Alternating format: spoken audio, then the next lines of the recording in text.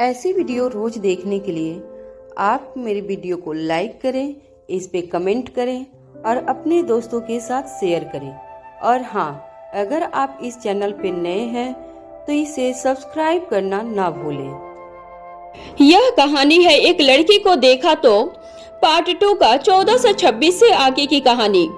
मारवा house में Anika laptop के सामने आंखें गड़ाए हुए बैठी हुई थी। अपने बालों से हाई नोट बनाकर हेयर स्टिक लगाई हुई थी।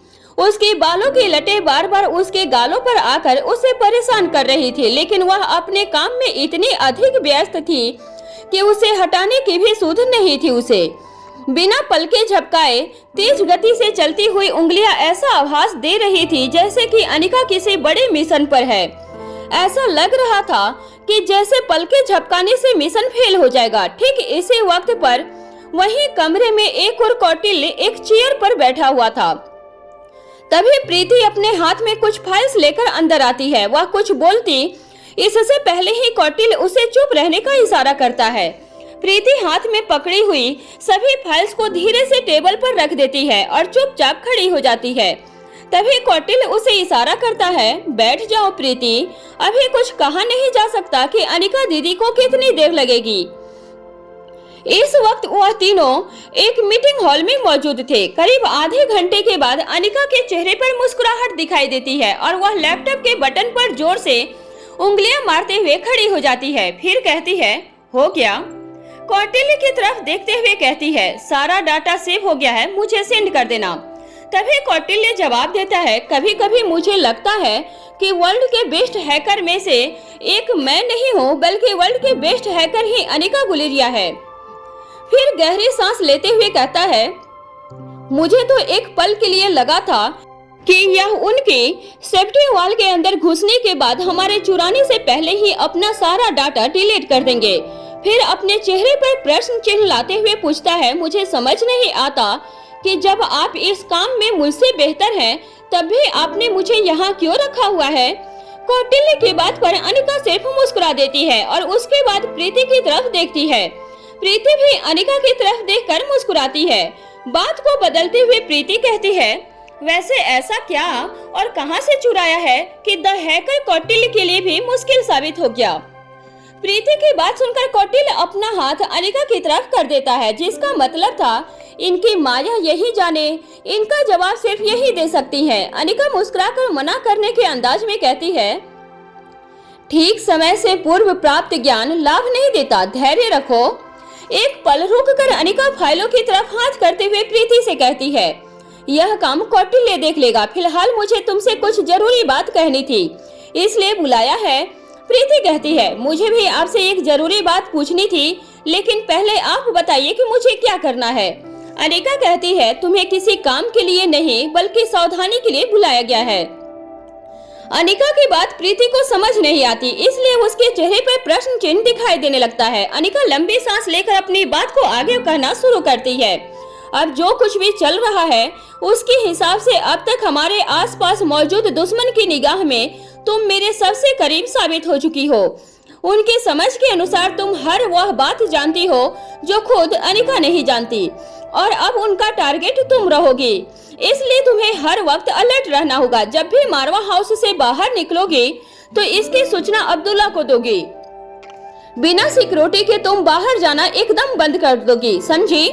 अनिका ने प्रीति को तो हिदायत दे दी थी, लेकिन तभी उसे ओंकार का ख्याल आता है। प्रीति को तोड़ने के लिए ओंकार को हथियार की तरह इस्तेमाल किया जा सकता था। यह सोचकर वह मयूर को कॉल लगाने के लिए अपना फोन उठाती है। इससे पहले कि अनिका कॉल कर पाती, प्रीति कहती है, मैं अपना पूरा तरह से ध्यान रखूंगी। फिर कुछ परेशान होते हुए कहती है, फिलहाल मेरी समस्या सीक्रेट अंडरग्राउंड में रखी गई वह औरतें हैं। अब वह सभी खतरे से बाहर है। मुझे समझ नहीं आ रहा कि इस तरह कब तक हम उन्हें सेवाएं देते रहेंगे। अनिका प्रीति की समस्या को अच्छी तरह समझ पा रही थी। प्रीति के लिए यह एक ऐसे बंधी हुई ड्यूटी की तरह हो गया था जिससे किसी भी दिन छुट्टी मिलना संभव नहीं था। अनिका कहती है, ठीक है, उन सभी को कल्याण निवास महिला आश्रम भेजने की तैयारी करो। प्रीति हैरानी से अनिका की तरफ देखने लगती है, क्योंकि उन्हें इस तरह यहाँ से जाने देना खतरे से खाली नहीं था। प्रीति की हैरानी देखकर अनिका पूछती है, क्या तुम अब तक यह पता लगा चुकी हो कि वह दमयंती देवी के संपर्क में कब आई और कैसे आई? प्रीति जवाब देती है, हाँ अनिका दीदी, इससे संबंधित सभी जानकारी इन फाइल्स में है। इसके अलावा भी वह जो कुछ भी जानती थी वह इन सब फाइल में है। अनिका कहती है, ठीक है, अब तुम जा सकती हो। कल सुबह ही उन्हें यहाँ से रवाना कर दिया जाएगा। अनिका ने तय कर लिया था कि आयशा सैफई के अलावा बाकी सबकी पुरानी मेमोरी को डिस्ट्रॉय करके वह उन्हें नई जिंदगी जीने के लिए मौका देगी। वैसे भी उनकी पुरानी यादों में खुशियों की ज्यादा तकलीफें भरी हुई थी, जिस वजह से उन्होंने ऐसा खतरनाक और गलत रास्ता चुना था। आयशा सफाई अपनी बेटी की जिंदगी के बदले में अनिका के लिए काम करने के लिए तैयार थी। आयशा सफाई का काम था उन सभी औरतों को यह विश्वास दिलाना कि किसी केमिकल रिसाव की वजह से उनकी याददाश्त चली गई है और वह सालों से ही वह इसी महिला आश्रम में रहती आई है। हमेशा उन पर नजर बनाए रखना और इनके अलावा किसी भी खतरे की भनक होने पर अनिका को तुरंत सूचित करना। बच्चों का कमरा मारवा हाउस। रिया अपने आसपास कुछ किताबें बिखेर कर लगातार एक के बाद एक पन्ने पलटते हुए कुछ ढूंढ रही थी। उसका फोन वाइब्रेट कर रहा था, लेकिन उसका ध्यान पूरी तरह से अपने काम पर था। वह फोन को अनसुना कर देती है। जब फोन दोबारा वाइब्रेट करने लगता है तब एलेक्जेंडर अपने लैपटॉप के सामने से उठता है और फोन के पास चला जाता है। उसके बाद एलेक्जेंडर रिया से कहता है, रिया, इट्स सनी चाचू। अगर किसी और ने फोन किया होता तो इस वक्त रिया जरूर इग्नोर कर देती, पर सनी की तबीयत की वजह से वह अपनी जगह से उठती है और फोन पिक करती है। रिया यह सुनकर अपनी जगह से उठती है और फोन पिक करके कहती है, हेलो चाचू। सनी कहता है, हेलो गुरु, क्या तुम मुझे मिलने मेरे रूम तक आ सकती हो? रिया अपनी मीठी आवाज में पूछती है, क्या अभी तुरंत? सनी कहता है, हाँ, मैं अभी मिलना चाहता हूँ, मुझे तुम्हारी हेल्प चाहिए। सनी की बात सुनकर रिया एक बार फिर से बिखरी हुई किताबों की ओर देखती है। उसके बाद कुछ सोचते हुए अपना एक हाथ अपनी कमर पर रखकर खड़ी हो जाती है। सनी कहता है, क्या तुम अभी आ रही हो? रिया कहती है, ठीक है, मैं अभी आती हूँ। अपने फोन को वापस रखते हुए रिया अपने दोनों हाथ अपने कमर पर रख लेती है और फिर कमरे के बीचों बीच जाकर खड़ी हो जाती है। उसके बाद वापस उन्हीं किताबों को घूरने लगती है। रिया की इन हरकतों को एलेक्जेंडर बहुत देर से नोटिस कर रहा था। वह कहता है, क्या हुआ? तुम इतनी परेशान क्यों हो? क्या मैं तुम्हारी कोई मदद कर सकता हूँ? रिया एलेक्जेंडर की तरफ देखती है और कहती है, नहीं, कुछ नहीं। तभी एक दूसरे टेबल पर अपनी नोटबुक में काम करता हुआ आर्यन अपनी जगह से उठ खड़ा होता है और कहता है, हम देख रहे हैं कि तुम बहुत देर से कुछ ढूंढ रही हो। अगर तुम बताओगी तो हो सकता है कि तुम्हें वह जल्दी मिल जाए। क्या पता उसके बारे में हमें पहले से पता हो। तभी एलेक्जेंडर कहता है, और अगर नहीं भी पता होगा तब भी हम तीनों मिलकर ढूंढेंगे तो जल्दी मिल जाएगा। अपने दोनों भाइयों की बात सुनकर रिया अपने एक हाथ से अपनी ठोड़ी पर टैप करते हुए सोचने लगती है। फिर कहती है, मैं उस फूल के बारे में जानकारी ढूंढने की कोशिश कर रही हूँ जिसका इस्तेमाल मुझे ठीक करने के लिए मम्मा की याददाश्त को वापस लाने के लिए किया था। आर्यन और एलेक्जेंडर रिया की बात सुनकर आश्चर्यचकित रह जाते हैं। पहले दोनों भाई एक दूसरे की सूरतें देखने लगते हैं, उसके बाद वापस रिया के चेहरे की तरफ देखने लगते हैं। रिया अपनी बात को आगे बढ़ाते हुए कहती है, मुझे कहीं भी उसके बारे में जानकारी तो छोड़ो, उसकी इमेज भी नहीं मिली है। दोनों भाई एक साथ बोल उठते हैं, पर तुम्हें उसका क्या करना है? रिया जवाब देती है, कुछ नहीं, बस यूं ही। मुझे मेरी मदद करनी है तो करो, नहीं तो मैं खुद ढूंढ लूंगी।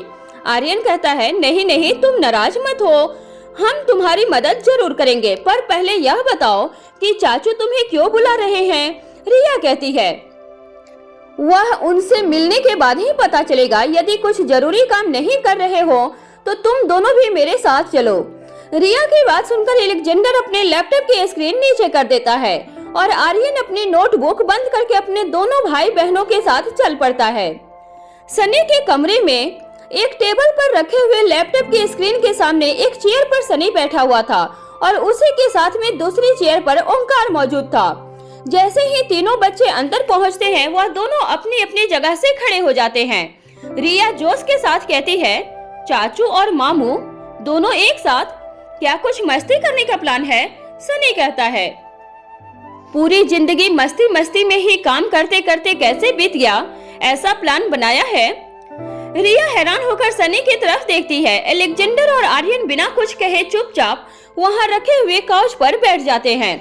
रिया के हाव भाव देखकर ओंकार अपनी बात को शुरू करता है। सनी के कहने का मतलब है कि क्यों ना हम उस काम को अपना प्रोफेशन बनाएं, जिसमें हमें सबसे ज्यादा मजा आता है। खेलों को खेलकर पैसा कमाया जाए। रिया बड़े ही प्यार से कहती है, आप दोनों गोल गोल बातें मत कीजिए, ठीक ठीक बताइए क्या कहना चाहते हैं। सनी कहता है, देखो रिया, अब मेरी चोट भी लगभग ठीक हो गई है। मैं इस तरह कब तक घर पर ही बैठा रहूंगा। अब तुम खुद बताओ, क्या तुम्हारे चाचू पूरी जिंदगी तुम्हारे डैडी के ऊपर बोझ बनकर रहें? क्या तुम्हें अच्छा लगेगा? रिया सनी की तरफ घूरती है और सनी आगे कहता है, मेरा मतलब है कि मुझे भी कुछ काम करना चाहिए, भैया से इंस्पायर होना चाहिए। उनकी तरह नहीं भी बन सकूं तो कम से कम उनके नक्शे कदम पर चलना चाहिए। रिया अपना एक हाथ अपने माथे पर रख लेती है और कहती है, चाचू आप मुझसे क्या चाहते हैं, यह तो बताइए। मुझे आपकी बातें समझ नहीं आ रही है। फिर अपना चेहरा उठाकर सनी की तरफ देखते हुए आगे कहती है, इतने सालों बाद भी आप बिल्कुल नहीं बदले। क्या आप किसी बात को ठीक तरह से नहीं बता सकते? रिया की परेशानी को समझते हुए ओंकार कहता है, मैं समझाता हूँ। हम दोनों ने सोचा है कि हम दोनों ऑनलाइन गेम्स को ही अपना प्रोफेशन बनाएंगे, लेकिन इसके लिए हमें एक ऐसे इंसान की जरूरत है जो इस काम में हमसे बेहतर हो, जिसे हम अपना पार्टनर बना सके। फिर अपने दोनों हाथों को नीचे से ऊपर की ओर उठाते हुए आसमान की ओर करते हुए कहता है, हमारा मतलब है कि हमारा पार्टनर वर्ल्ड के बेस्ट गेमर में से एक होगा, तो हम आसमान की ऊंचाइयों को छू सकेंगे। फिर रिया के कंधे पर अपने हाथ रखते हुए आगे कहता है, हम चाहते हैं कि हमारे बिजनेस में तुम हमारी पार्टनर बन जाओ, ताकि हमें तुम्हारी गाइडेंस मिल सके। बाकी सब काम हम खुद कर लेंगे, तुम्हें परेशान होने की बिल्कुल कोई जरूरत नहीं होगी। रिया कुछ बोलना ही चाहती थी कि उससे पहले सनी बोल उठता है, अगर तुम हाँ कर दोगी तो हमारी आधी समस्या खत्म हो जाएगी। सनी की बात सुनकर रिया अपनी पहले वाली बात भूल जाती है और झट से पूछती है, बाकी की आधी समस्या क्या है? सनी और ओंकार रिया की बात पर एक दूसरे के चेहरे को देखने लगते हैं। फिर ओंकार रिया की तरफ देखते हुए कहता है, हमें एक बेस्ट आईटी की जरूरत होगी जो हमारी गेम्स को किसी भी तरह से अटैक से प्रोटेक्ट कर सके। मेरा मतलब तुम समझ रही होगी। वह कहती है, हाँ हाँ चाचू, आप बग्स, हैकर्स, ईटीसी की बात कर रहे हो ना?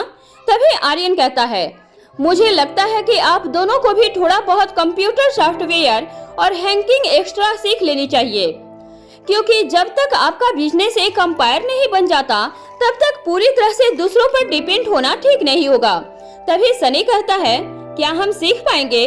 एलेक्जेंडर अपनी जगह से उठते हुए जवाब देता है, क्यों नहीं, आप दोनों यंग हैं, आपका माइंड भी किसी नई चीज को आसानी से कैप्चर कर सकता है।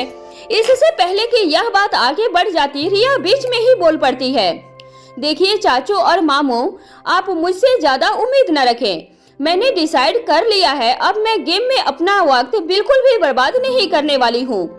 आप अपनी मस्ती को अपना प्रोफेशन बनाएं, लेकिन मुझे अभी अपनी मस्ती को साइड में रखकर और भी बहुत कुछ सीखना है। फिर अपने दोनों हाथों की हथेलियों को सामने की तरफ फैलाते हुए कहती है, तो फिलहाल आई एम सो सॉरी, मैं आपकी कोई मदद नहीं कर पाऊंगी, आप दोनों किसी और को ढूंढ लीजिए। रिया की बात सुनकर आर्यन और एलेक्जेंडर एक दूसरे की तरफ देखने लगते हैं, तो वहीं सनी और ओंकार भी दंग रह जाते हैं। उन्हें अपनी प्यारी रिया से इस तरह के इनकार की बिल्कुल भी उम्मीद नहीं थी। सनी रिया को कन्विंस करने के लिए कहता है, जरा सोच कर देखो, इतनी छोटी सी उम्र में तुम वर्ल्ड की बेस्ट गेमर हो और इतनी छोटी सी उम्र में ऑनलाइन गेम्स अंपायर में भी वर्ल्ड में बेस्ट साबित होगी। ओंकार आगे आते हुए कहता है, हम जो कुछ भी सीखते हैं उससे एट द एंड दौलत कमाना चाहते हैं। तुम में इसी उम्र में वह योग्यता है जिससे कि बेहिसाब दौलत कमा सको, फिर तुम्हें कुछ और क्यों सीखना है? रिया जवाब देती है, मुझे कमाने की कोई जरूरत नहीं है, क्योंकि मेरे पास पहले ही बेहिसाब दौलत है। मुझे कमाने के लिए नहीं, खुद को परफेक्ट बनाने के लिए बहुत कुछ सीखना है। नो मोर टर्स बाय। इसके आगे कुछ भी सुने बिना रिया वहां से बाहर चली जाती है। दोनों भाई भी अपने अपने चेहरे पर बड़े बड़े सवाल लिए उसके पीछे पीछे कमरे से बाहर जाने लगते हैं। फिर दरवाजे से बाहर निकलने से पहले वापस मुड़कर कहते हैं, सॉरी चाचू और मामू। दोनों ही भाई रिया के पीछे पीछे चलते हुए मन ही मन सोच रहे थे, आखिर रिया करना क्या चाहती है, उसने अपने लिए क्या प्लान किया है। दोनों भाइयों को मन ही मन रिया के लिए बहुत खुशी तो हो ही रही थी, लेकिन साथ ही साथ अब चिंता भी सता रही थी। न जाने परफेक्ट बनने के लिए वह हम दोनों को किस नई मुसीबत में फंसाने वाली है, क्योंकि सामान्य सी बात थी कि दोनों ही भाई चाहे गेम हो या जिंदगी, सबक हो या सबब, अपनी बहन को अकेला छोड़ने वाले तो नहीं थे। उधर गुलेरिया हाउस के बाहर मीडिया की भीड़ जमा थी। हर चैनल पर सिर्फ एक ही खबर थी कि देश के सबसे बड़े बिजनेसमैन में से एक आकाश गुलेरिया जिंदा है। अलग अलग चैनल पर अलग अलग तरीके से इस खबर को पेश किया जा रहा था। कैसे हुआ करिश्मा, क्यों फैलाई आकाश गुलेरिया के मरने की खबर, खुलेंगे राज बिजनेसमैन के आज, षड्यंत्र या एक्सीडेंट, कौन है दुश्मन कौन है दोस्त, आदि हेडलाइंस के साथ यह खबर आज की सुपरहिट खबर थी। गुलेरिया हाउस के बाहर खड़े हर मीडिया पर्सन की एक ही मांग थी कि आकाश गुलेरिया से एक बार मिलवाया जाए अथवा करण गुलेरिया खुद इस मुद्दे पर प्रकाश डालते हुए हर रहस्य से पर्दा उठाए। तभी करण गुलेरिया के कहने पर सिद्धार्थ गुलेरिया बाहर आता है। सिद्धार्थ को देखते ही सभी उसे घेर लेते हैं। सभी अलग अलग तरह से सवाल पूछना शुरू कर देते हैं। सिद्धार्थ कहता है, सबसे पहले आप सभी अंदर आकर बैठ जाइए। सभी मीडिया वालों के बैठने के लिए लॉन में व्यवस्था की गई थी। इसके बाद सभी को वहां बैठा दिया जाता है। तभी करण गुलेरिया मंच पर आते हैं। करण को देखते ही सभी अपनी अपनी जगह पर खड़े हो जाते हैं। करण सभी को बैठने का इशारा करता है और हाथ जोड़कर कहता है, मेरी आप सभी से विनती है कि गुलेरिया परिवार के इस मुश्किल वक्त में हमारा साथ दें। हाँ, यह खबर सच है कि आकाश गुलेरिया जिंदा है, लेकिन वह आप लोगों से बात नहीं कर सकते। उसका स्वास्थ्य अभी इतना अच्छा नहीं है। वह जिंदगी और मौत में से मौत को हराकर जिंदगी जीत कर आया है, लेकिन अभी भी वह बिस्तर पर ही है। उसे ठीक होने में अभी भी कुछ दिन लगेंगे। मेरी आप सभी से दरख्वास्त है कि तब के लिए आप इस मुद्दे पर गुलेरिया परिवार को परेशान न करें। जिन सवालों के जवाब आप यहाँ ढूंढने आए हैं, उनके जवाब देने की स्थिति में अभी हम सब नहीं हैं। तभी एक मीडिया पर्सन कहता है, क्या यह सच है कि आकाश गुलेरिया की जान अनिका गुलेरिया ने बचाई है? हमने सुना है कि अनिका गुलेरिया की याददाश्त जा चुकी है। वह खुद भी नहीं जानती कि आकाश गुलेरिया की जान कैसे बचाई गई। क्या यह सच है? करण गुलेरिया जवाब देता है, आप सभी यहाँ आकाश की सेहत के बारे में जानने आए हैं। मेरा आपसे निवेदन है कि अपने मुद्दे को वहीं तक रखें। आप सभी को यह जानकर खुशी हुई होगी कि आकाश गुलेरिया खतरे से बाहर है। मैं आप सभी से वादा करता हूँ कि जब आकाश पूरी तरह से ठीक हो जाएगा, आपके हर सवाल का जवाब वह खुद दे देगा। गुलेरिया इंडस्ट्रीज आपको खुद इनवाइट करेगी। फिलहाल आप सभी मेहमानों के लिए खाने की व्यवस्था की जा चुकी है। गुलेरिया परिवार को मेजबानी का अवसर देकर कृतार्थ करें। इतना कहने के बाद करण गुलेरिया बिना रुके वहां से चले जाते हैं। वकील बीके के बंगलों पर स्क्रीन के सामने बैठकर लच्छो और बीके इस खबर का लाइव देख रहे थे। बीके कहता है, यह कैसे हो सकता है? मुझे अभी भी इस खबर पर यकीन नहीं हो रहा है। जब तक मैं आकाश को अपनी आंखों से नहीं देख लूंगा, तब तक मुझे विश्वास नहीं होगा। लच्छो कहती है, तुम्हें अपनी आंखों से देखने के बाद भी विश्वास नहीं होगा? मैंने उसे अपनी आंखों से देखा है, वह आकाश ही है। बीके कहता है, इतने टाइट सिक्योरिटी होने के बावजूद भी तुम उस तक पहुँचे कैसे? लच्छो अपनी जगह से उठकर कुछ दूरी पर रखे हुए फिश टैंक के पास चली जाती है। फिर रंग बिरंगी मछलियों को देखने लगती है और बिना बीके की तरफ देखे आगे कहती है, तुम उस तक कैसे पहुँचोगे? बीके जवाब देता है, मैं उसका दोस्त हूँ, इसके अलावा उसका वकील भी। मेरे लिए क्या मुश्किल है? फिर अपनी जगह पर खड़े होते हुए आगे कहता है, अब तुम बताओ, तुम उस तक कैसे पहुँची? लच्छो अपने बालों को संवारते हुए कहती है, क्या दोस्त सिर्फ तुम्हारे ही पास है? लच्छो की बात सुनकर बीके भौचक्का रह जाता है, लेकिन बिल्कुल भी अनुमान नहीं लगा पाता कि यह सब उसने कैसे किया होगा। उसके दिमाग में ख्याल चलने लगते हैं, वह दोस्त कौन है जिसने उसकी मदद की होगी। क्या कहीं वह दोस्त आकाश ही तो नहीं। तभी उसे याद आता है कि अगर आकाश उसका दोस्त हो तब भी वह किसी से मिलने या बात करने की स्थिति में नहीं है। तभी लच्छू कहती है, इन सब बातों पर दिमाग खर्च करने से ज्यादा अच्छा है कि तुम यह सोचो तुम्हें अपनी जिंदगी कैसे बचानी है। फिर वापस अपनी जगह से चलते हुए बिक्की के एकदम करीब पहुंच जाती है और उसके कान के पास आकर आहिस्ता से कहती है, मैं यहाँ सिर्फ तुम्हें सावधान करने आई हूँ। तुम्हें याद है ना, मौत हर पल तुम्हारा इंतजार कर रही है, तुम्हें आवाज लगाकर बुला रही है, बिक्की बिक्की बिक्की। और उसके बाद पीछे हटते हुए मुस्कुराने लग जाती है। फिर बिक्की की आंखों में देखते हुए अपना अंदाज बदलते हुए कड़क आवाज में कहती है, कहीं तुम्हें उस अनिका से प्यार तो नहीं हो गया ना। लच्छू को इस तरह खुद को घूरते हुए देखकर बिक्की को सकबक आ जाता है।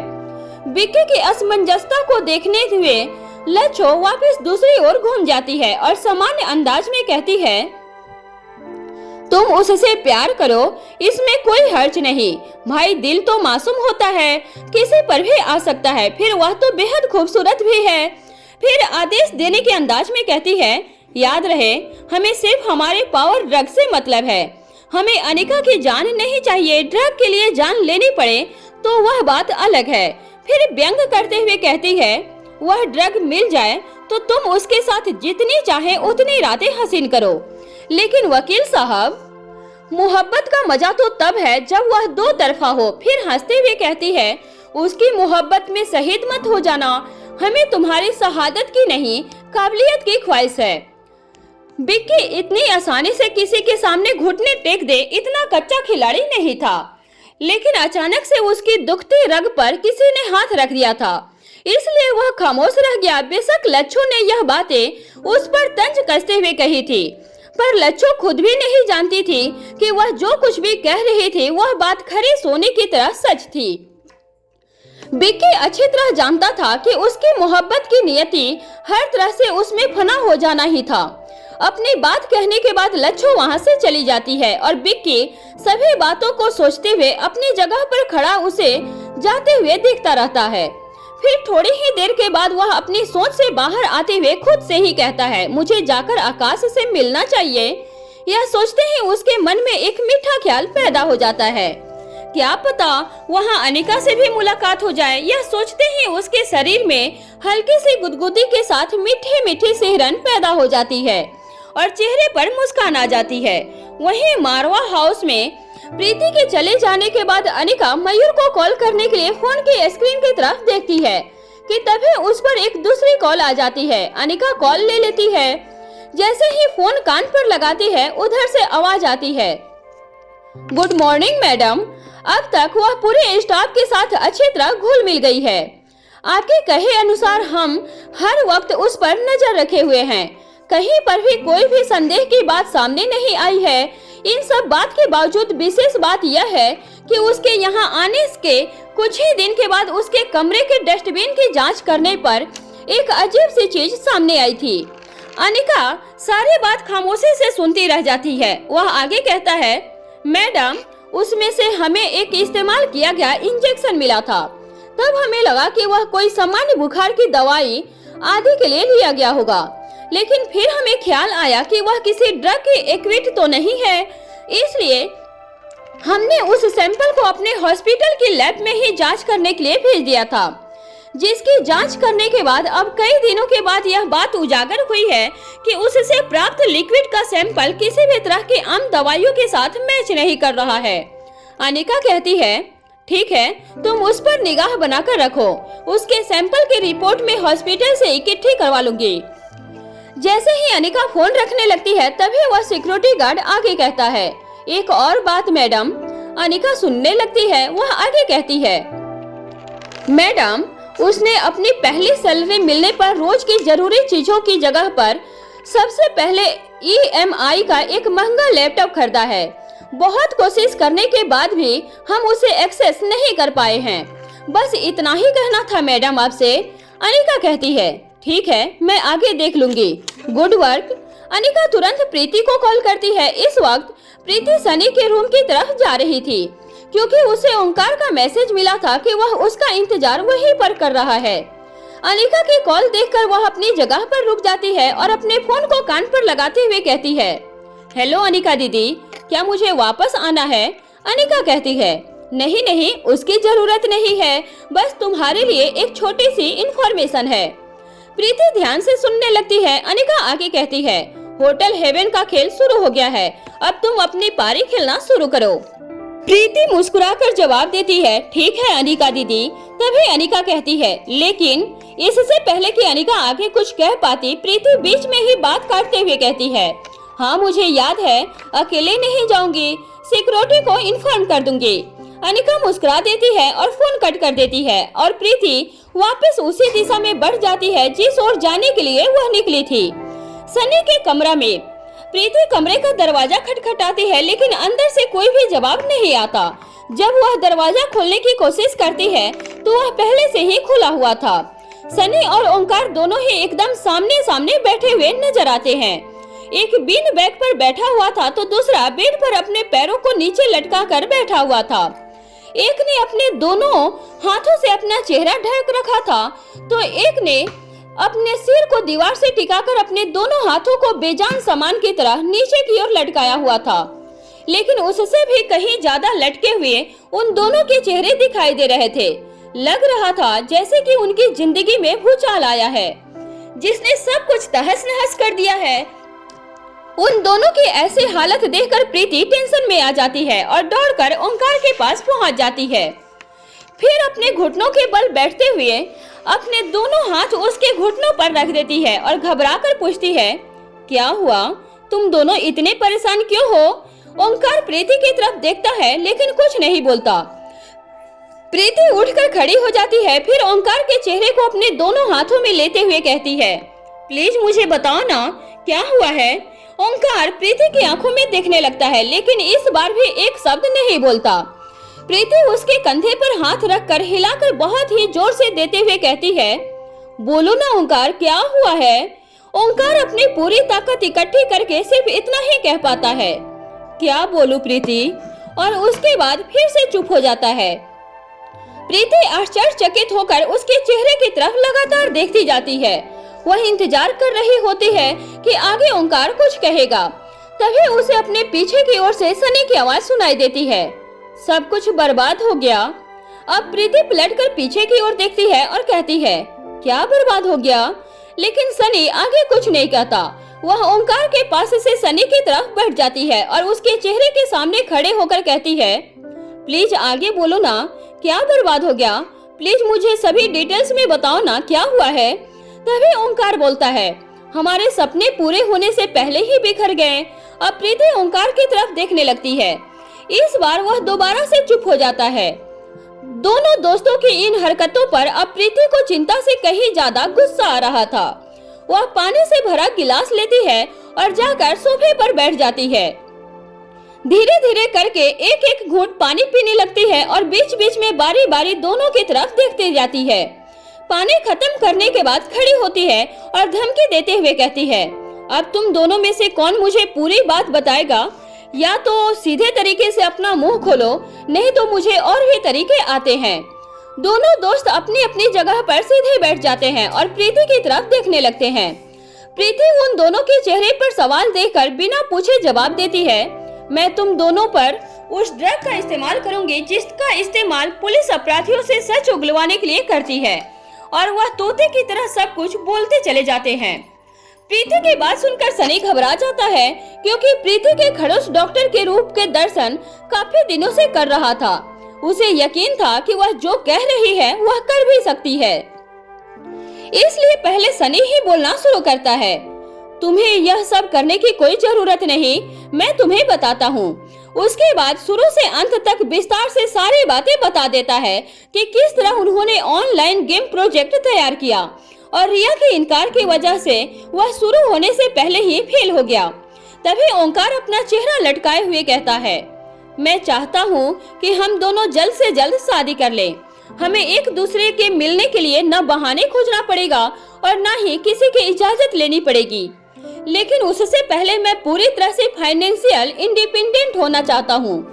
वैसे तो मुझे सिद्धार्थ भैया ने भी उनके साथ काम करने के लिए ऑफर किया है, लेकिन हमेशा किसी के अंडर काम करना और खुद का काम शुरू करना दो अलग अलग बातें हैं। उन दोनों की बातें सुनने के बाद प्रीति राहत की सांस लेती है और फिर दोनों को चीयर अप करते हुए कहती है, कम ऑन गाइज, लाइफ में यह सब चलता रहता है। तुम तो इस तरह दुखी हो रहे हो जैसे बनाया हुआ महल गिर गया हो।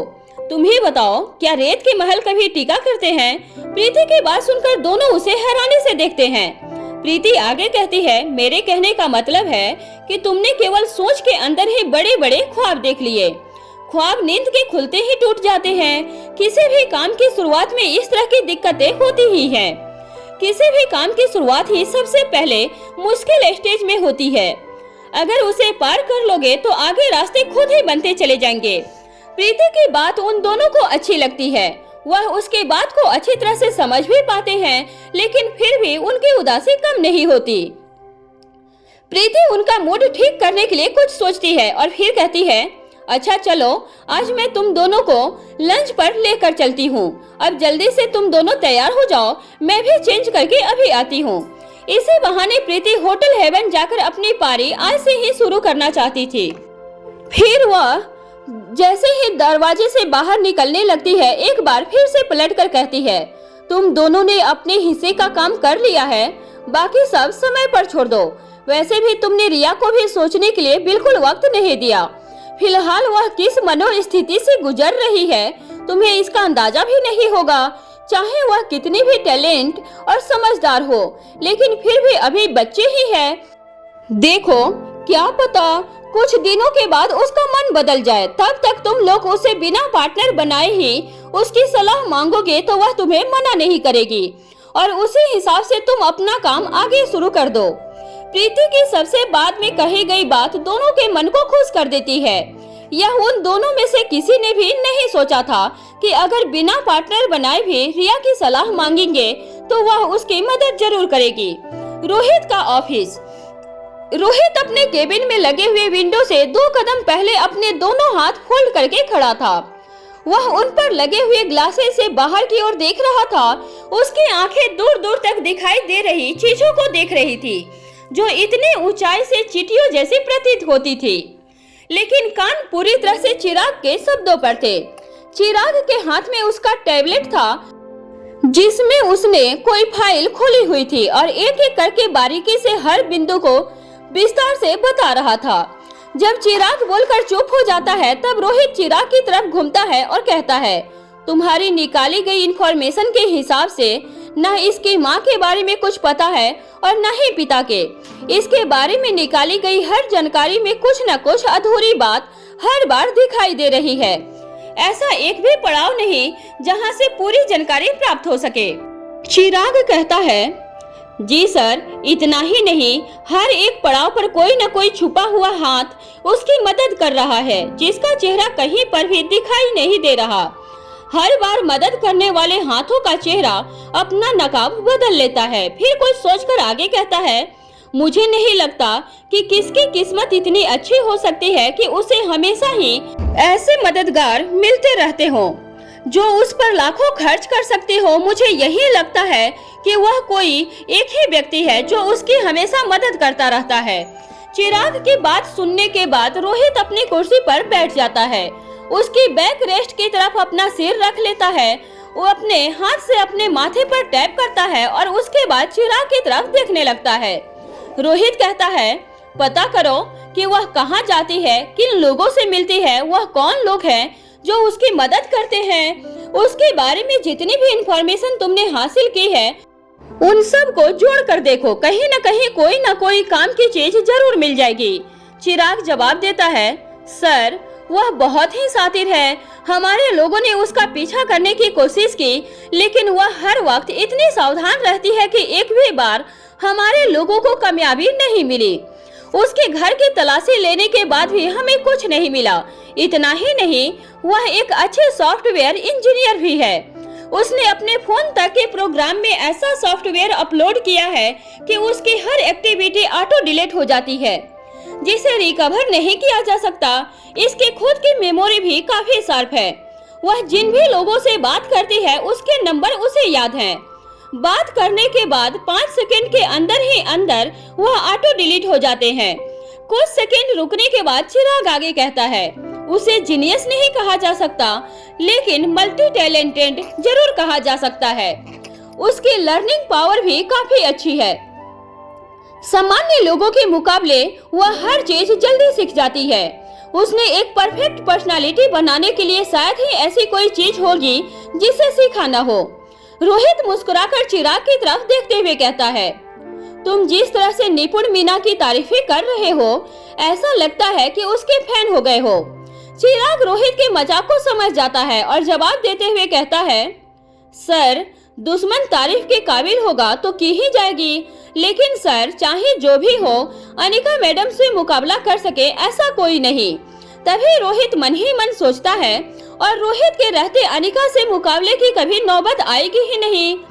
कुछ पल रुक कर चिराग आगे कहता है, अगर आसान शब्दों में कहा जाए तो उसकी परवरिश उन राजकुमारों की तरह हुई है जिन्हें रियासतें संभालनी होती है। हर सुख सुविधा उसे आसानी से मिली है, लेकिन आने वाले कल के लिए तैयार होने के लिए उसे कठोर परिश्रम से गुजरना पड़ा है। कुछ पल रुकने के बाद चिराग पूछता है, सर, क्या यह इंफॉर्मेशन अनिका मैडम के साथ शेयर करनी है? रोहित कहता है, अभी नहीं, जब तक इसकी जड़ों तक नहीं पहुंच जाते तब तक रहने दो। मैं नहीं चाहता कि अनिका एक और नए काम में लग जाए। पहले ही उसने अपने समय से भी ज्यादा काम की प्लानिंग की हुई होती है। चिराग कहता है, जी सर। ऐसा कहकर वह वहां से जाने लगता है। रोहित अनिका के इस हद तक प्यार करता था कि उसे यह सोच भी बर्दाश्त नहीं थी कि कोई उसके और अनिका के बीच में आने के बारे में सोच रहा है। रोहित के लिए अनिका की उसकी आत्मा थी। उसने एक पल के लिए भी अलग होने का ख्याल उसे मौत के ख्याल से भी ज्यादा भयानक लगता था। उसकी रूह तक कांप उठती थी।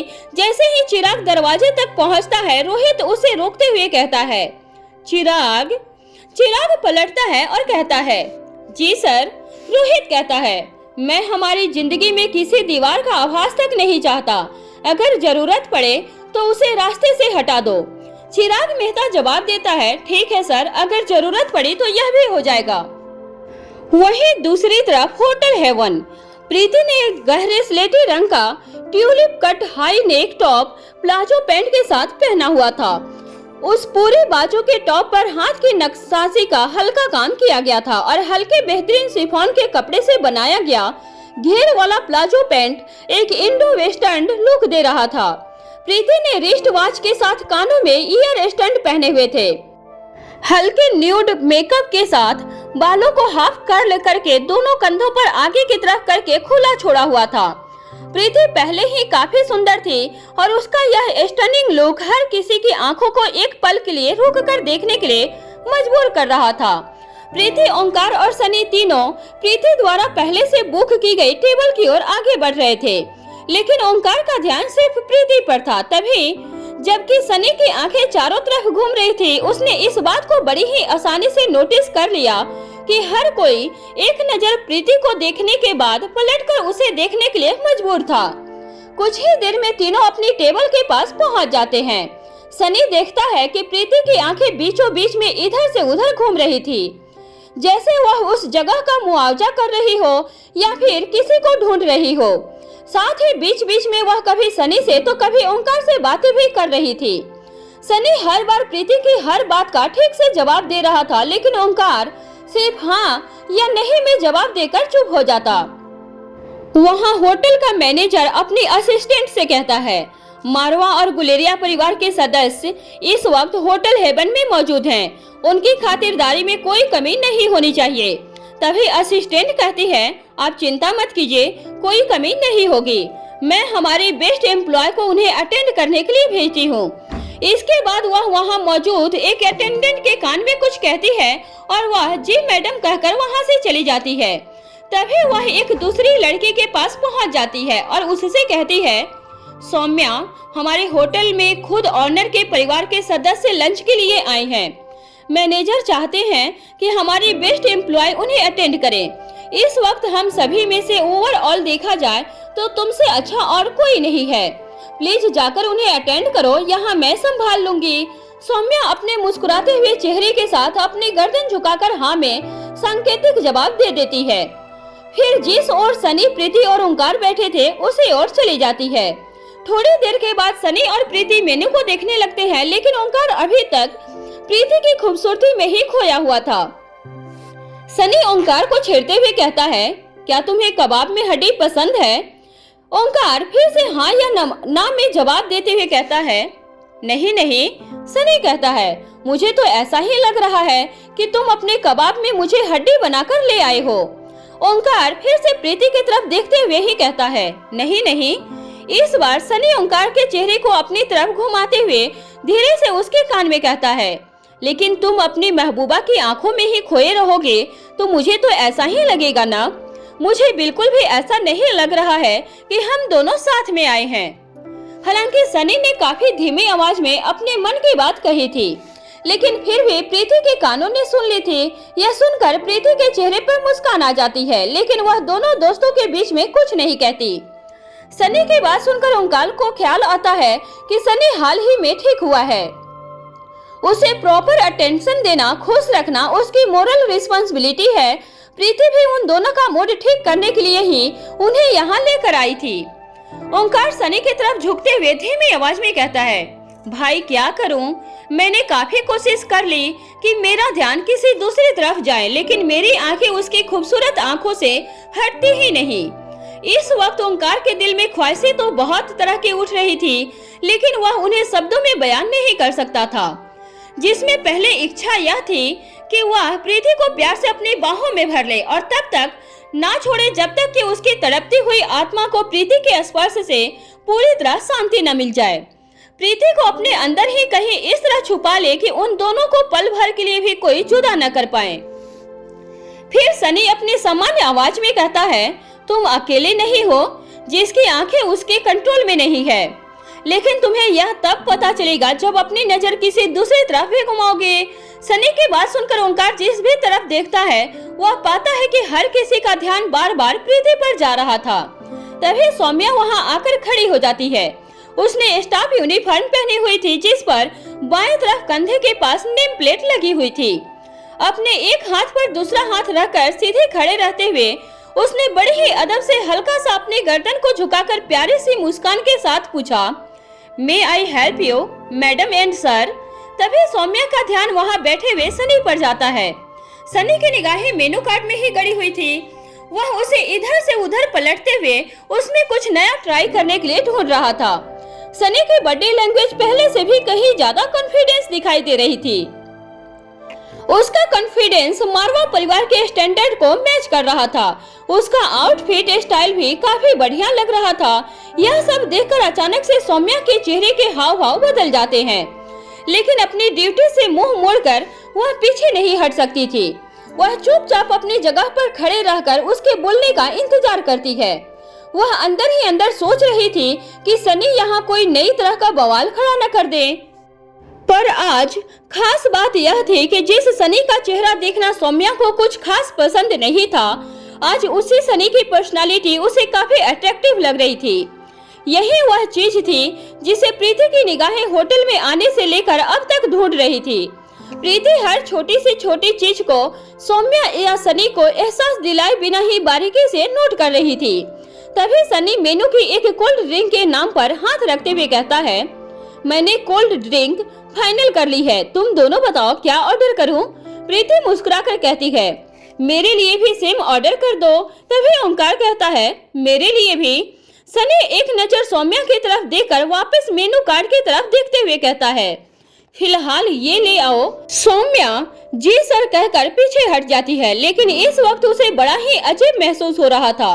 उसे ऐसा लग रहा था जैसे कि सनी ने जानबूझकर उसे इग्नोर कर दिया है। वह इस इग्नोरेंस को बर्दाश्त नहीं कर पा रही थी। इससे भी विशेष बात यह थी कि उसे प्रीति की खूबसूरती से जलन भी हो रही थी। जितने प्यार और सम्मान के साथ सनी ने प्रीति की तरफ देखा था, उसका 10% भी इस वक्त सौम्या के हिस्से में नहीं आया था। दूसरी तरफ दमयंती देवी के किले में पत्थरों की मोटी मोटी दीवारों से बने हुए एक कमरे में दमयंती देवी खाट पर बैठी हुई नजर आती है। राजस्थान की गर्मी में भी यहाँ पर ठंडक का एहसास था। दमयंती ने राजस्थानी लिबास पहना हुआ था, हाथ में गड़े हुए चांदी के मोटे मोटे आभूषण भी पहने हुए थे। वह अपने पैर पर अपनी कोहनी रखकर उसी हाथ से अपनी ठोड़ी को पकड़कर लगातार अपने पैरों में पहनी हुई जूतियों की तरफ देखते हुए कुछ सोच रही थी। तभी एक घूंघट पोष स्त्री दमयंती देवी के सामने आती है, फिर बिना कुछ बोले अपना सिर हल्का सा झुकाकर वापस ऊपर कर लेती है। उसके बाद सामने की ओर अपने एक हाथ पर दूसरा हाथ रखकर उन्हें नीचे की ओर करके चुपचाप सीधी खड़ी हो जाती है। दमयंती उसे बोलने का इशारा करती है। वह कहती है, माँ साहब, आपके लिए किसी सिपाही का कोड मैसेज आया है। दमयंती देवी बदले में सिर्फ हूँ करती है। वह स्त्री दमयंती देवी की ओर आगे बढ़ती है और एक सफेद कागज दमयंती देवी के हाथ में पकड़ा देती है, जिस पर क्याली स्याही से सांकेतिक भाषा में कुछ लिखा हुआ था। दमयंती देवी उसे मन ही मन डिकोड करके पढ़ना शुरू कर देती है। थोड़ी ही देर के बाद उसके चेहरे पर मुस्कान दिखाई देने लगती है। इसके कुछ ही पलों के बाद वह उसे पूरा पढ़ डालती है और फिर अपनी जगह से खड़ी हो जाती है। वह जोर जोर से हंसने लगती है। उसकी हंसी की आवाज सुनकर रुद्रमा देवी भी वहां आकर खड़ी हो जाती है। रुद्रमा देवी दमयंती देवी की तरफ देखने लगती है। दमयंती देवी जोर जोर से कहती है, सिपाही हो तो ऐसा। रुद्रमा देवी धीमी आवाज में बड़ी ही शांति से पूछती है, किसके जैसा? दमयंती देवी रुद्रमा देवी के पास आकर कहती है, वह जिंदा है। रुद्रमा देवी फिर पूछती है, कौन? दमयंती देवी उस कागज को रुद्रमा देवी के हाथ में पकड़ाते हुए कहती है, हमारी मोहिनी अप्सरा, हमारे सालों की मेहनत मौत को मात देने वाली। हा, अप्सरा जिंदा है। फिर रुद्रमा देवी की आंखों में देखते हुए आगे कहती है, मुझे पूरा यकीन है कि उसके पास कोई न कोई सुराग जरूर होगा। होटल हेवन में मजेदार बात यह थी कि वर्तमान की वास्तविकता वहां मौजूद लोगों में से प्रीति के अलावा कोई भी नहीं जानता था। ओंकार को यह पता था कि सनी किसी लड़की को पसंद करता था, लेकिन वह लड़की सौम्या ही थी, इसकी जानकारी उसे नहीं थी। सनी सौम्या का नाम हो या चेहरा दोनों से ही नहीं पहचानता था। वहीं सौम्या इस बात से अनजान थी कि सनी अपनी पुरानी यादें खो चुका था। अब उसके लिए सौम्या की कोई अहमियत नहीं थी। सनी उसे इग्नोर तो तब करेगा जब उसे पहचानता होगा। सनी का मन टटोलने के लिए प्रीति ओंकार से कहती है, यह वेस्ट्रेस काफी स्मार्ट है ना? ओंकार जवाब देता है। उससे पहले ही सनी कहता है, लेकिन श्वेता से कम। प्रीति को सनी से इस तरह के जवाब की उम्मीद नहीं थी। उसका जवाब सुनते ही ओंकार और प्रीति एक दूसरे की शक्ल देखने लगते हैं। ओंकार सनी के कंधे पर हाथ रखते हुए कहता है, भाई वह तेरे टाइप की नहीं है। तभी प्रीति कहती है, वह तुमसे 2 साल बड़ी है। मेरा मतलब है कि हम सभी से 2 साल बड़ी है। सनी कहता है, पहली बात तो यह कि प्यार में उम्र नहीं देखी जाती, फिर 2 साल कोई ज्यादा अंतर नहीं होता है। मैंने सुना है कि जिन आदमियों की बीवी उनसे उम्र में 2 साल बड़ी होती है, अक्सर वह नामचीन आदमी बनते हैं। सचिन तेंदुलकर की बीवी भी करीब उससे 2 साल ही बड़ी है। अभिषेक बच्चन और ऐश्वर्या राय कितने बढ़िया कपल लगते हैं। आज के जमाने में तो ऐसे कई जोड़े मिल जाएंगे, लेकिन मैं अपनी बात को सही साबित करने के लिए तुम्हें थोड़ी पीछे ले जाना चाहता हूँ। पुराने जमाने की बात करें तो खुद महात्मा गांधी की पत्नी कस्तूरबा गांधी उनमें से पूरे 2 साल बड़ी थी। सनी की बात सुनकर प्रीति अपने सिर पर हाथ रख लेती है और उसके बाद कहती है, प्रभु, प्रेम में ज्ञानोदय होने के बारे में सुना था, आज साक्षात दर्शन कर रही हूँ। आपके चरण कहाँ हैं? उन्हें स्पर्श करके मैं धन्य हो जाऊँ।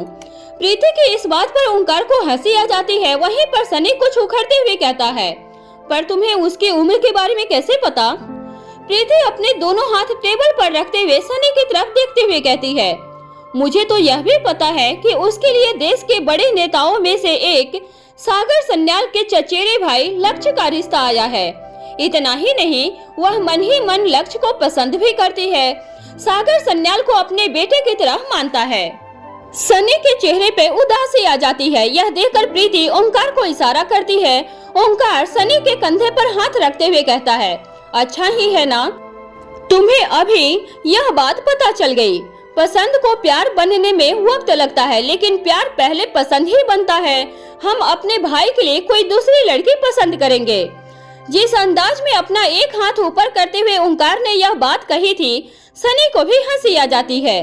सनी को हंसी को देखकर प्रीति लंबी गहरी सांस लेती है। वह बिल्कुल भी नहीं चाहती थी कि सनी की जिंदगी में वक्त एक बार फिर से खुद को दोहराए। चाहे प्रीति ने कभी यह बात जताई हो या ना, लेकिन मन ही मन उसे सनी के साथ बहुत ही सहानुभूति थी। वह दिल से चाहती थी इस बार उसे कोई अच्छी लड़की मिले जो उससे बेहद प्यार करे। सनी हंसते हुए कहता है, ठीक है, आज मैंने अपने पसंद के प्यार के खातिर अपनी पसंद को कुर्बान किया। आज से सनी मारवा इंतजार करेगा उस लड़की का जो उससे बेहद बेपनाह मोहब्बत करेगी। इसके बाद तीनों खिलखिलाकर हंसने लगते हैं। सनी की पीठ की तरफ की टेबल पर बैठी हुई एक खूबसूरत सी लड़की लगातार अपने पीछे होने वाली बातों को सुन रही थी और बराबर मुस्कुरा भी रही थी। हंसमुख और चुलबुल स्वभाव की मुक्ता अपने सिक्योरिटी गार्ड को इशारा करती है। वह कहता है, जी मैडम। मुक्ता पराशर कहती है, आज शाम तक मुझे इस सनी मारवा की सारी डिटेल्स चाहिए। मुक्ता ने एक बार भी मुड़कर उनमें से किसी के भी चेहरे तक को नहीं देखा था, केवल उनकी आवाज सुनकर ही उनके नामों का अनुमान लगा लिया था। दूसरी तरफ मारवा हाउस में आज का दिन रोहित के लिए बड़ा ही व्यस्त दिन था। रोहित पूरी तरह से थका हुआ था, उसका मूड भी कुछ ऑफ ही था। अनिका बेडरूम में ही अपने बेड पर बैठकर अपनी गोद में लैपटॉप रखकर उसमें कुछ काम कर रही थी। साथ ही रोहित के वापस लौटने का इंतजार भी कर रही थी।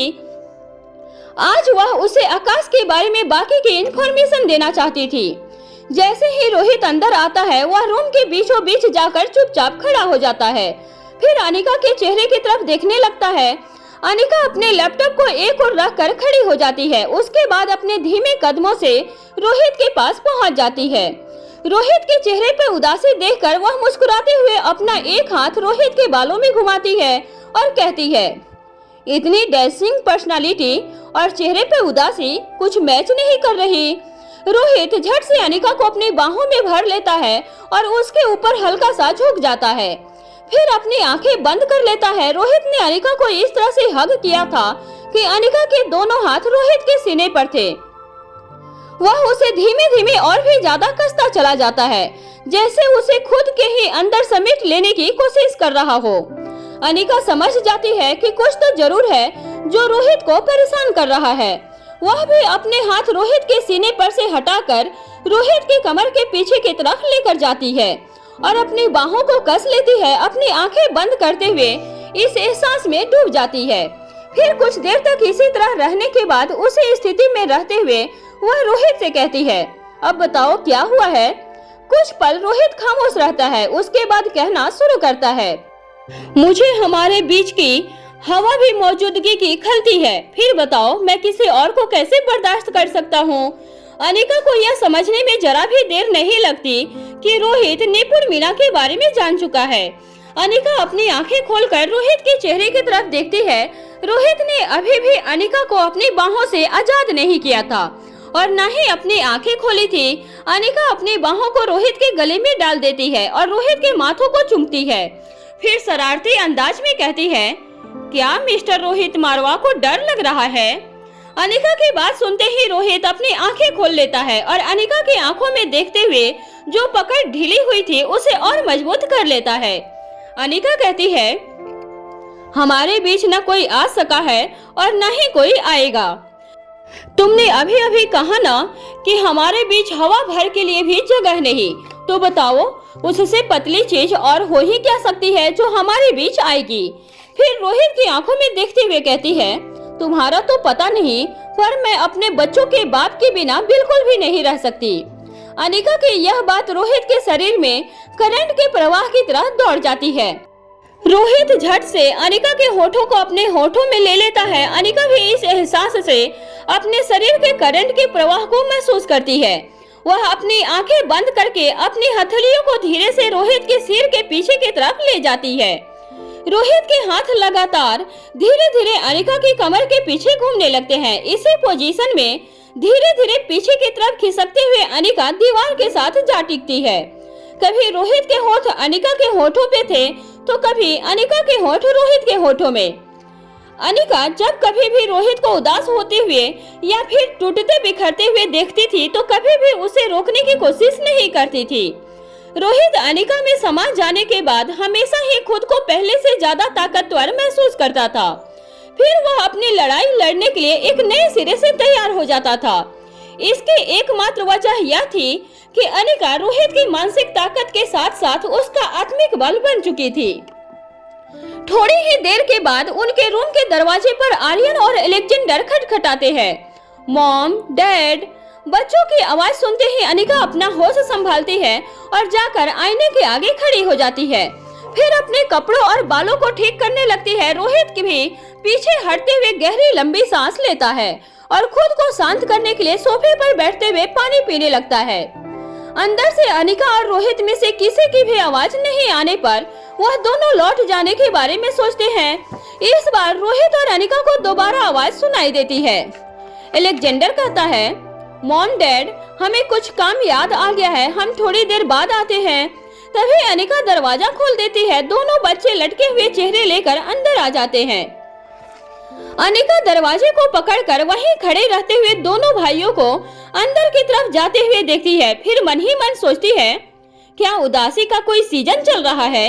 इन सब का एक तरफ से एक ही जैसा हाल है। दोनों अंदर जाकर चुपचाप रोहित मारवा के पास सोफे पर ही बैठ जाते हैं। दोनों में से एक भी कुछ नहीं बोलता।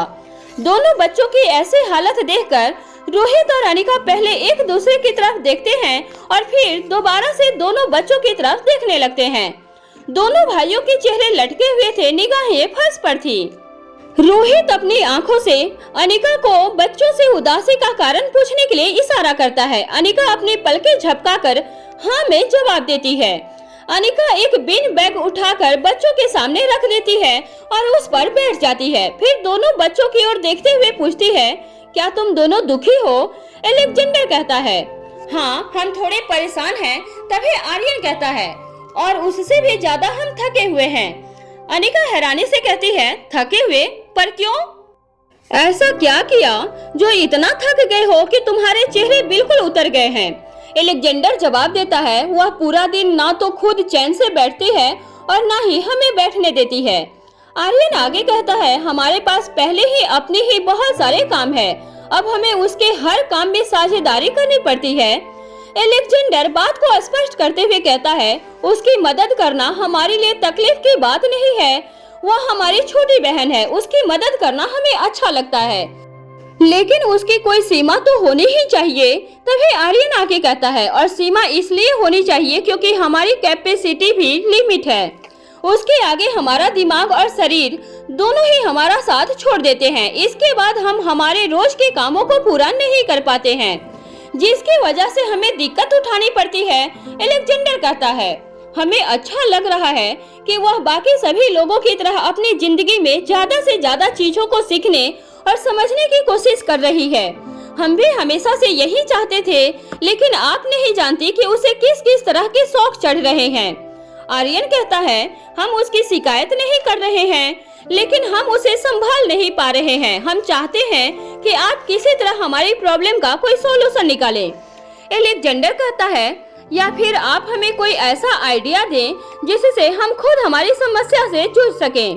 उधर गुलेरिया हाउस में आकाश की जान तो अनिका ने बचा ली थी, लेकिन अभी भी उसका शरीर इतना कमजोर था कि वह बात करने में समर्थ नहीं था।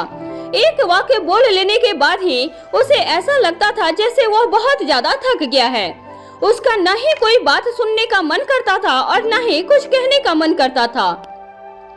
उसे बैठने के लिए भी किसी की मदद की जरूरत पड़ती थी। ज्यादा देर तक बैठ पाना भी उसके लिए संभव नहीं था। शुरुआत के कुछ दिनों तक डॉक्टर ने आकाश को खाने पीने के नाम पर सिर्फ लिक्विड चीज देने के लिए ही कहा था। श्रेया अपने कमरे में थी, तभी उसे आकाश का चेहरा देख लेने की तेज इच्छा होती है। वह मन ही मन सोचती है कि इस वक्त आकाश इतना कमजोर है कि उसे अकेले मिलने में कोई हर्ज नहीं, चाहे दिन हो या रात, इससे कोई अंतर नहीं पड़ेगा। यह सोचकर वह धीरे से सहारा लेते हुए अपने बेड से नीचे उतर जाती है और उसके बाद अपने पास लेटी हुई पिंकी के सिर पर हाथ फेरकर उसे कंबल ओढ़ा देती है। फिर बिना किसी आहट के धीरे से अपने कमरे से बाहर निकलकर आकाश के कमरे की ओर बढ़ जाती है। आकाश इस वक्त गुलेरिया परिवार के टॉप फ्लोर पर बने हुए मेडिकल रूम में था। श्रेया लिफ्ट लेती है और कुछ ही पलों में टॉप फ्लोर पर पहुंच जाती है। आकाश के कमरे के दरवाजे पर पहुंचकर उसे ख्याल आता है कि कहीं आकाश सो गया होगा तो आवाज से उसकी नींद खराब हो सकती है, इसलिए वह बड़ी ही सावधानी से धीरे से दरवाजा खोलती है। जब अंदर देखती है तो कमरे में हल्की रोशनी थी, सभी बड़ी लाइट्स को बंद कर दिया गया था। एक वक्त नर्स भी कमरे में मौजूद नहीं थी, वह रेस्ट करने के लिए अपने कमरे में जा चुकी थी। आकाश बेड पर आंखें बंद करके सोया हुआ था। श्रेया धीरे धीरे आकाश के करीब पहुंच जाती है, फिर उसके चेहरे को निहारने लगती है। आकाश का चेहरा बहुत ज्यादा कमजोर था। श्रेया के मन में वेदना का भाव भर देता है और अनजाने में ही उसकी आंखों से आंसू बह निकलते हैं। लेकिन तभी उसे ख्याल आता है कि आकाश जिंदा है और उसके पास है। इससे ज्यादा खुशी की बात और क्या हो सकती है। यह सोचते ही श्रेया के चेहरे पर मुस्कुराहट आ जाती है और वह अपने आंसुओं को पोंछ लेती है। आकाश को इस बात का एहसास हो जाता है कि उसके बहुत नजदीक कोई खड़ा है। उसे यह समझने में जरा भी देर नहीं लगती कि हो न हो वह श्रेया ही है। आकाश को कमजोरी की वजह से अपनी आंखें खोलना भी भारी महसूस हो रहा था। वह श्रेया को रोकने के लिए अपनी पूरी ताकत इकट्ठी करने की कोशिश करता है। तभी श्रेया मुड़कर वापस चल पड़ती है, लेकिन आकाश किसी तरह अपना हाथ बढ़ाकर श्रेया की हथेली अपनी उंगलियों से पकड़ लेता है। श्रेया अपनी जगह पर ही रुक जाती है। दूसरी तरफ मारवा हाउस में अनिका रोहित के बेडरूम में थी। जब दोनों भाइयों ने बोलना शुरू किया था तब रोहित और अनिका दोनों के चेहरे अपने बच्चों की लटकी हुई शक्लें देखकर तनावग्रस्त थे। लेकिन अब उनकी सारी बातें सुनने के बाद दोनों को ही अंदर हंसी आ रही थी। पर वह दोनों अच्छी तरह से जानते थे कि इस वक्त हंसना उन दोनों के कोमल मन को ठेस पहुंचा सकता है। बाकी सभी बच्चों की तरह उनके लिए उनकी समस्या ही दुनिया की सबसे बड़ी समस्या थी। वह दोनों बड़ी ही उम्मीद लेकर अपने मॉम डैड के पास आए थे। इस समय रोहित और अनिका की हंसी उन दोनों को अपना मजाक उड़ाने जैसी लगती, इसलिए अनिका और रोहित दोनों में से कोई नहीं हंसता है।